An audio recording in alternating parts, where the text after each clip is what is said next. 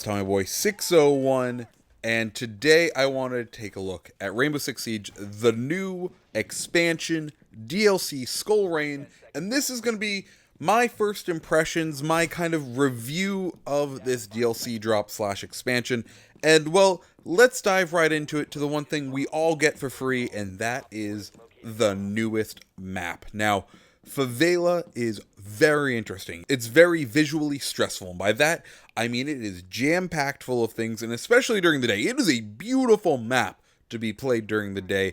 The vistas all around are amazing, and the map is, well, it's a maze, it's a tunnel, it is a drag-out, knockout, close quarters combat, small map. And that is something that this game needed. A lot of the previous expansion maps have been a lot larger, and people have kind of been complaining. They're like, hey, I want to go back to House. I want a different version of House, something that's very small and compact, and I can understand and wrap my head around. And while you can't initially wrap your head around Favela, as we learn this map, I think it's going to become one that is beloved and hated at the same time. And the reason I say that is the destructibility on this map is astounding. It's amazing. Pretty much every objective room can be opened up from all angles. So the mission of the defenders isn't to defend that one room, but to defend the structure. You need to be planted outside of the objective room and anticipate how your enemies are going to attack you, and that is how you successfully defend on this map. For example, the other day, I was playing on it, and the objective was in Yellow Tower, and they were pushing on the top floor of Yellow Tower, and none of them had cleared the Red Tower, so I went up and came up behind them and got a good number of kills on the enemy by going up behind and taking them out. And the only reason I was able to do that was because I had the map awareness and knowledge to be able to flank around the enemies and do that. And that kind of brings us to the first operator, one who I'm not actually that hot on, and that's going to be Caveira. She's the defender operator. She can help a lot with this sort of task. If you don't know, Caveira is the defender operator. The new CTU, the new counter-terrorist unit to be added in this game is BOPE. BOPE is a elite special forces / police unit based out of Rio de Janeiro, who is designed and whose mandate is to take on crime in the favela, and Caveira has her special ability called Silent Step, and it's a two-part ability. Her first part of the ability, her footsteps dampen, and she pulls out her pistol, and she walks a little bit quicker, and that's useful, but I'm not a huge fan of it, and the reason for that is you can still hear her footsteps. If you have a nice pair of headphones on, you can still hear her clear as day, so she's not the most effective in that aspect of play. Her other ability is, if you find an enemy in the down but not out state, you are able to interrogate them. It reveals the enemies on the map for about 16 seconds, which is a good amount of time, which means you pretty much have wall hacks at that point. It gives the impression that you're using it like when a attacker goes outside and you know exactly where their position is. It's just like that, but for once it's on the defenders are the ones who are revealed. And she does have some tools to help her do this. Her pistol, when in Silent Step, will not kill with a headshot. It will actually only down them. It will then kill them if you shoot them a second time, if they're in that down but not out stage. And in addition to that, her melee will also not kill someone outright. It will only put them in the down but not out state. And this can be seen as a good thing or a bad thing, because maybe if you're down to your pistol, you might want to get that kill as opposed to just putting them in the down but not out state.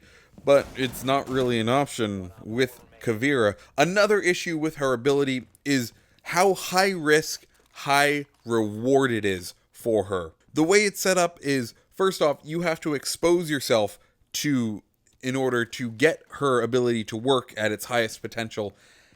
And it's kind of difficult. If you're playing against a good team, they're most likely going to be sticking together, which means you're not going to be sneaking up on one of them and taking them out and interrogating them. They're just going to round the corner. If you take someone down and begin interrogating, their teammate's just going to round the corner and pop one in your head and you're done for that round.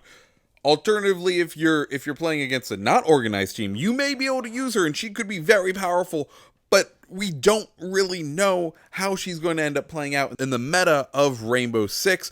And at that point, you kind of question her overall usefulness, because we had an operator who gave location data in the last DLC. We have Valkyrie. She has 5 cameras. If you have map knowledge, you're able to place those 5 cameras in very smart places that are going to let you know the attacker's situation and how they're attacking you in their location, and you can use her just as effectively as you would Caveira, but you're going to basically have those wall hacks all the time, not having to expose yourself like you do with Caveira. So as of right now, Caveira, not my favorite of the new operators, maybe not even my favorite of any of the Defender operators. I think she probably won't be a top pick for me.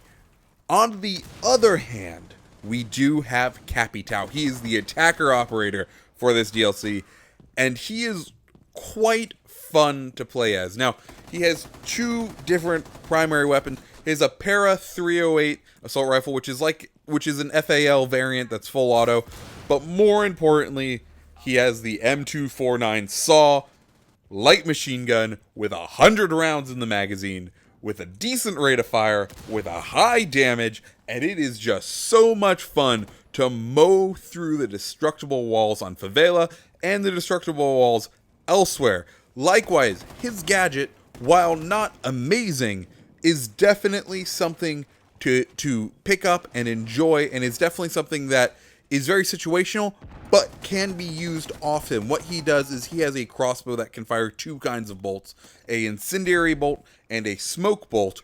You get 2 shots with each. The incendiary bolt is quite damaging. It does about 40 damage per tick that you're in it, which is way more effective than smoke.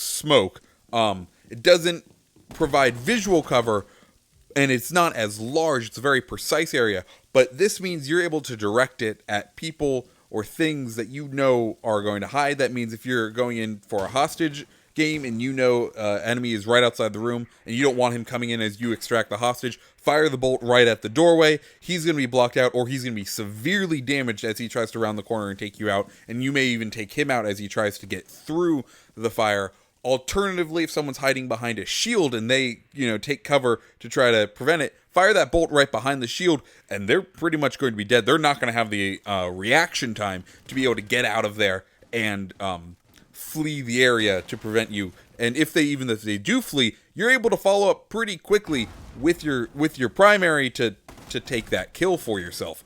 So those are the two operators, both of which one is meh, and the other one is better, but not amazing. I do think it's kind of weird. I think the community may be overreacting on how bad these operators are playing. And I think part of that is, in all the other DLCs, we've had operators that change the meta of the game when we get them, that really change it. And these operators don't really. They're not a dude with a shield that can shoot a primary weapon at you. They're not a person who can lay traps that aren't detectable by IQ. They're not someone who can throw an additional 4 cameras around the map. They're just not that kind of operator. So as a player, we're not used to not having to change the meta of the game outright. Now, there are a couple of changes we did get that Ubisoft didn't really tell us about, but they're just some things you may want to keep in your head. The crosshairs for Twitch's drone, Ash's grenade launcher, and Doc's pistol all got a little bit of a tweak. They're nice now. I like them. The Russian Sega now has a higher rounds per minute. I think it's to kind of complement the Spaz 15, because that thing has a disgusting rate of fire.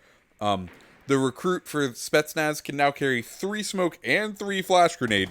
So I think I may actually go try him out, because that sounds wonderfully dirty to have 3 smoke grenades and 3 flashbang grenades. Those are the kind of silent changes. The other really cool thing is they did change up how the camos work in this game. All the previously premium camos that you could only buy with Rainbow Six credits can now be bought with Renown, which is fantastic. I cannot wait to save up my good old Renown and go buy me some nice looking skins. In addition to that, we now have a section of camos called Universal Camos, and if you just want a purple or a yellow gun that's just flat that color, you can have that now, and you just have to buy this camo once, and it applies to all your guns. It's amazing. It's fantastic. There's also some more detail-oriented camos that you can also purchase, and those are just as good. I think they are some of the better camos in the game, and they apply to all your weapons, which is super awesome. So yeah, guys, that's all the big stuff that came out with this patch. I hope you liked this video. If you did, go ahead, comment down below. Tell me who's your new favorite operator and why. If you liked the video, also hit that subscribe button. Give me a like, guys. My name's TommyBoy601. Hope you have a good day. See ya.